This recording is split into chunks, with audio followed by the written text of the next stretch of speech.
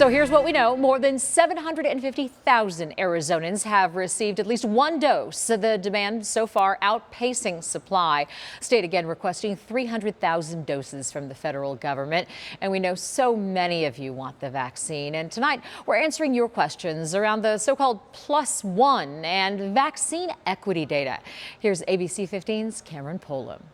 State Health Director Dr. Kara Kriss spoke about +1s getting the vaccine if they come along with someone who has an appointment. Is this happening, and when does it normally get approved? The decision to allow someone to be vaccinated as a +1 is what Dr. Kara Kriss calls a clinical decision. It will be based on factors surrounding supply, such as did the site have cancellations or no-shows that would allow extra doses to be given out on that particular day. They also look at who that person is in relation to the person with the appointment. Are they a caregiver or someone that person depends on for essential travel or supplies? Again, this is very much on a case-by-case basis. As many of you can attest at home, you've been told no, while others have been told yes.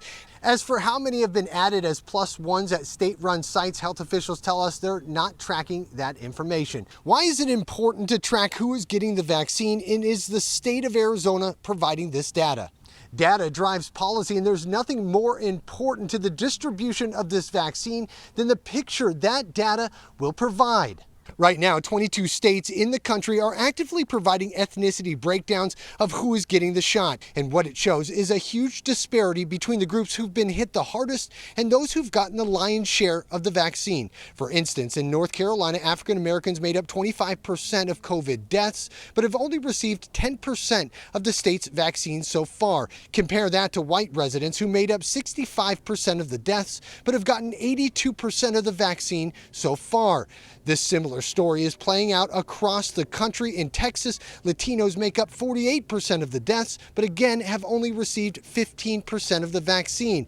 White residents there, 39% of the deaths, but getting 51% of the vaccine so far. It's this data that can lead to better decisions on where to add vaccination locations, where more outreach surrounding vaccine hesitancy might be located, and how to distribute those resources so it's truly an equitable system.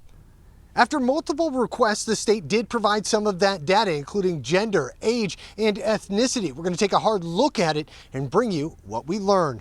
I'm Cameron Polam, ABC 15, Arizona.